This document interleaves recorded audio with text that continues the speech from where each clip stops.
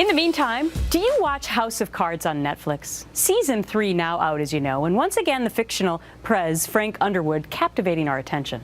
One of the themes this season is his mission to make sure a jobs program happens, a program called America Works.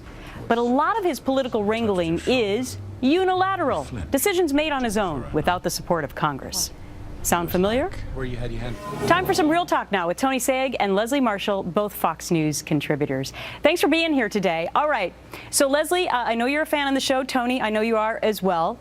Does it sound familiar, Leslie, about all these unilateral decisions that Frank Underwood is doing as president? I'm thinking about executive actions on immigration and Bo Bergdahl and even the deal with Iran.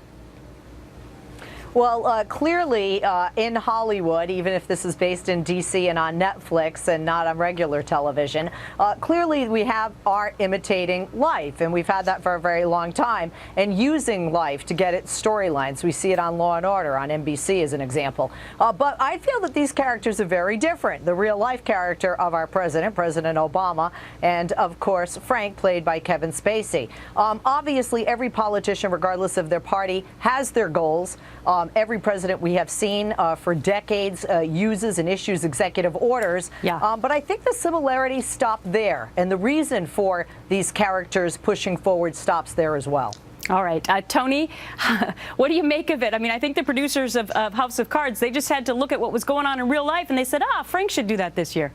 Tons of drama going on in the building behind me, for sure, Gretchen. Certainly inspiring a lot of storylines. Look, the only thing that's different in the House of Cards that really shows how things should work is the Republicans and Democrats in the Congress came together and opposed President Underwood's America Works program because it was a unilateral overreach of executive action. None of these guys behind me in this building who are Democrats have ever stopped President Obama, whether it's the brazen overreach on immigration reform. You've mentioned others, the EPA regulations that he's doing pretty much straight through executive action. Obamacare, the mandates and delays and the fixes, none of them are going through the legislative process. They're all going through executive action. Right. And not one Democrat in the building behind me, like the Democrats and Republicans in the show, have actually band together and protected their constitutional right to be part of the process. That is so true, Leslie. I mean, the fact of the matter is, on the show, Democrats and Republicans, they are horrified that some of this activity would go on based on the way in which the Constitution was written. Why don't we see that in real life? Well, quite frankly, we see more, I think, bipartisan support across the board, whether it's for or against Frank on House of Cards. But with regard to the president's executive orders, maybe the reason that Democrats aren't crying out along with Republicans is, again, there's no there there. The president does and is within his right. We have lawsuits that have been brought up and dropped. We have issues that go all the way to the Supreme Court, and Correct. There has not yet been anyone there standing that says, okay, the president's outside of bounds, overreaching, and stepping on the not yet. Constitution. But Tony, should it actually operate and run that way?